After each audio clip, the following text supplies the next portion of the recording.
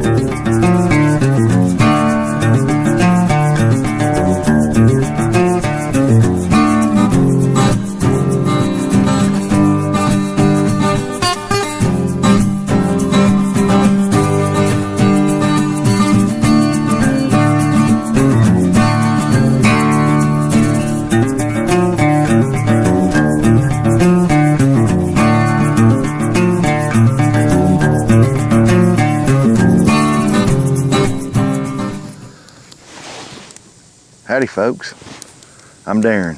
Welcome to the Chronicles. Here on our farm, we had a lot of destruction from the hurricane, from the winds, and we're in cleanup mode in our wooded area. It's cold today, very, very cold. 2 nights ago, we had about 3 inches of snow, 2.5, 3 inches. Last night our temperatures got into the teens, and the sun came out yesterday and melted a lot of the snow away, even though it never got above about 30 degrees, below freezing.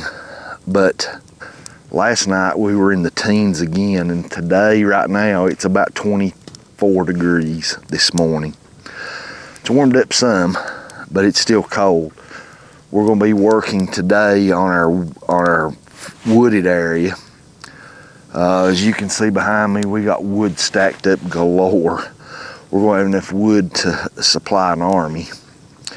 And we're going to be splitting some wood today and stacking some firewood and build us a little fire. This is our campsite area that pretty much was destroyed. So we're cleaning up around here, starting in this area first and going on. Let's build us a little fire today to get warm by while we're working. While we take a break, we can stop here and warm us some coffee and warm up a little bit. Of course, the work will keep you warm, but when you stop, it don't take long to start getting cold.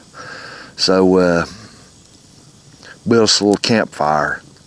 And it's supposed to be fairly cold tonight, but tomorrow we're expecting, according to the weather, we're expecting temperatures starting out in the morning around 30 and falling through the day until tomorrow evening they're in the teens, and sustained 15 to 30 mile-an-hour winds with gusts up to 50. It's going to be brutally cold tomorrow due to the wind chill factor. So it's cold today, but it's bearable. There's no wind right now. It's very bearable.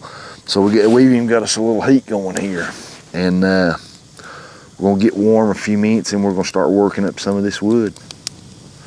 Hay season is over. It's a good time right now with these temperatures. If you are frost seeding is in your hay plan for 2025, at least in this area.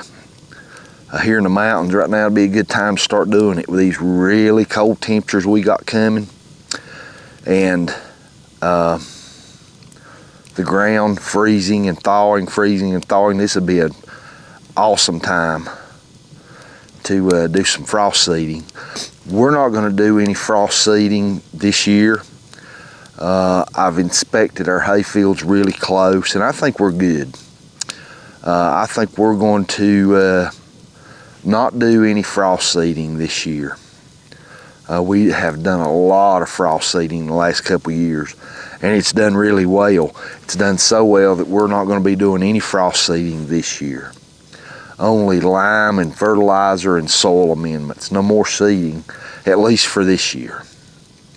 I have a feeling next winter, we'll be doing more frost seeding, simply of Timothy.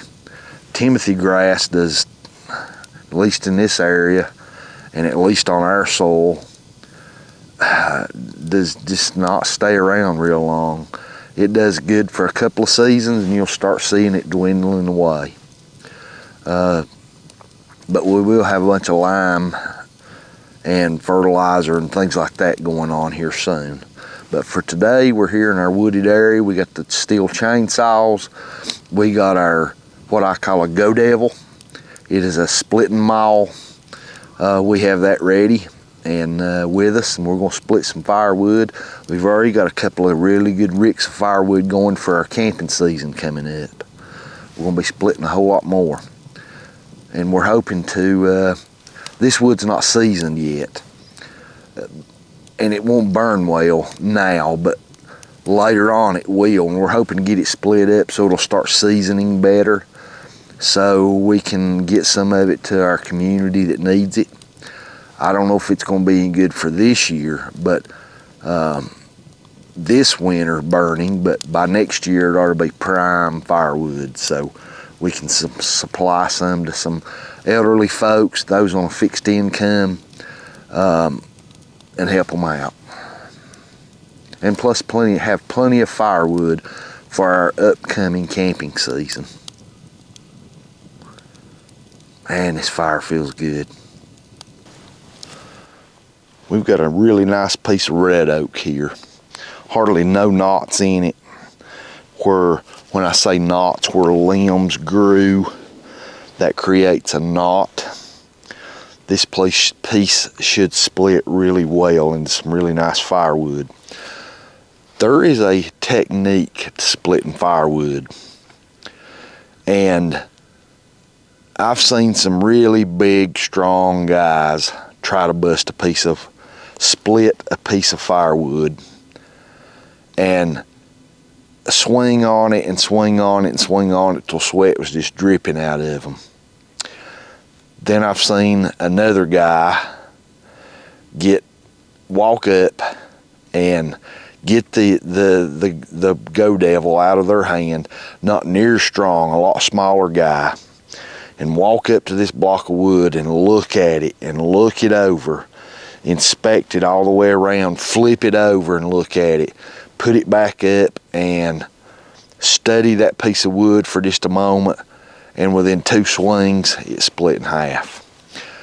Yes, you have to have so much strength. You couldn't be a 3-year-old child and bust this, but I'm talking within reason. You don't have to be a big, strong, burly guy that can bench press 450, 500 pounds to effectively split firewood. Yes, you have to have so much strength, but it's more up here than it is here. You don't have to be all that strong to split it. I call it busting it, to split this wood. And I'll give you a close-up of this wood. I've already looked at it really close, and I can tell you exactly where this piece of wood's going to split. Too many people just sit a piece of wood, and as you can see, I've got a smaller piece cut, a big piece for a chop block to put this up on it. If you look at this wood, you can see a natural split, a natural crack already, starting right here, coming right down this line. It gets to there, then it comes right over this way. See it?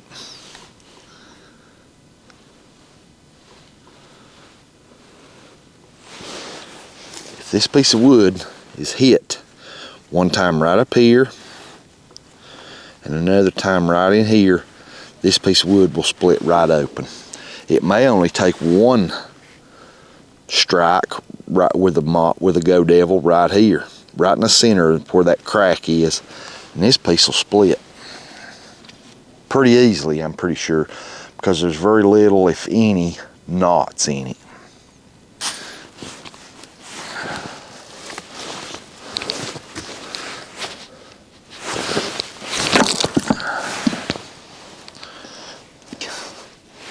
Showed you earlier that crack. Look where this piece of wood split. Right up and over. And I didn't even have to swing that hard. Just used the momentum of the tool and some speed, bringing it down. That easy. Let's make some good firewood.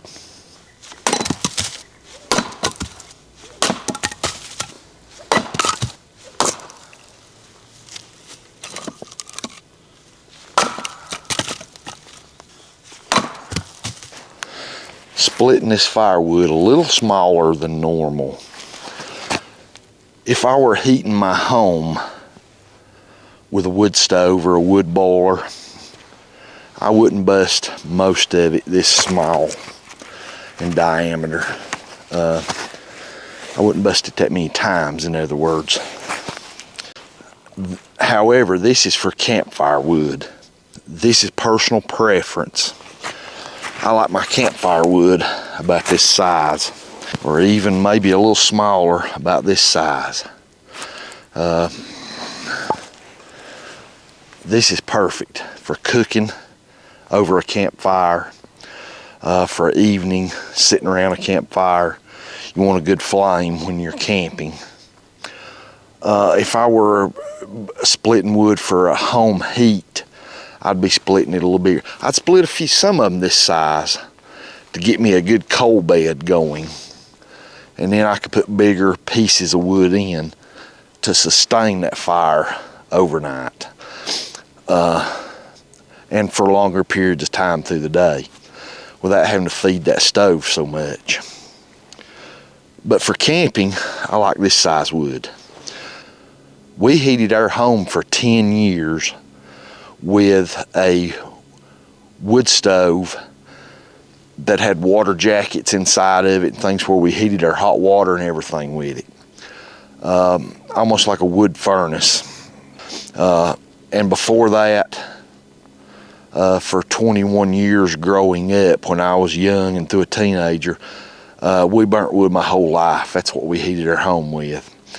I'm very experienced in heating with wood and burning wood, firewood. My whole life, almost through every spring, summer, and fall, and winter, there was no off season for firewood. We cut firewood year round, even through the hot months of summer. My dad was a go-getter when it came to getting firewood, and we were in the woods cutting wood year round. So, and I've split, goodness gracious, I couldn't tell you probably how many cords of firewood I've split over my life. It's been way up there by hand. So I've got a pretty good grasp on what makes good firewood and what I like for camping versus home heat. This is what I like for camping.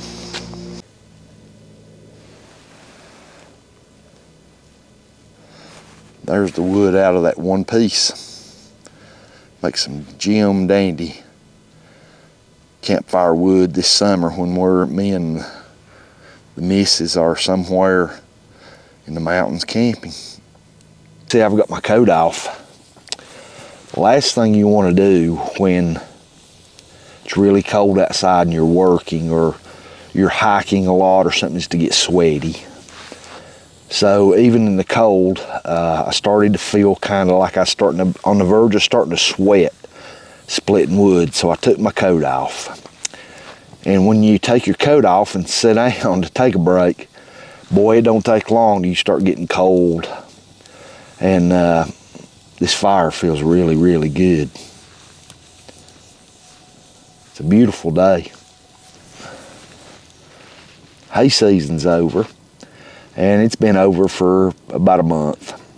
We're well into December, and we're getting ready to have some really cold weather start rolling in. Starting tonight with temperatures in the teens. Of course, we've been in the teens the last night or so, but now they're saying 60-mile-an-hour winds late tonight and into tomorrow. Man, 14 degrees with 50 to 60-mile-an-hour winds. I don't know how to figure wind chill, but that'd be a cold night. We got some really neat things planned for our upcoming 2025 hay season. We got some things in the works. I don't want to reveal them yet, just in case they don't pan out. But we got some things in the works, is what we'll call it, that should be really interesting. If you're a fan of the small-scale hay equipment, I think will be formative to watch. And we also have some other plans in the works for our channel. Thanks for being with us today here on the farm. Even though we're in the woods, we're not out in the hay fields. This is still part of our farm property. And we're going to do everything we can to be the best stewards of it we can. As I said earlier, when we get some of this destruction cleaned up, we're going to be doing quite a bit of plantings for the wildlife. Fruit trees and some acorn producing or mast producing trees. And maybe some American chestnuts. I'd love to get some of those going down here on our property. So we'll bring you back for all that. I need some advice when it comes to that. And when it comes that time, I'll be seeking y'all's advice. So thanks a bunch for being with us. I really appreciate it. Get out and enjoy this beautiful day that the Lord hath made. Let's rejoice and be glad in it. Thanks for being with us, and I pray God blesses you, your family. Hope y'all have a fantastic day.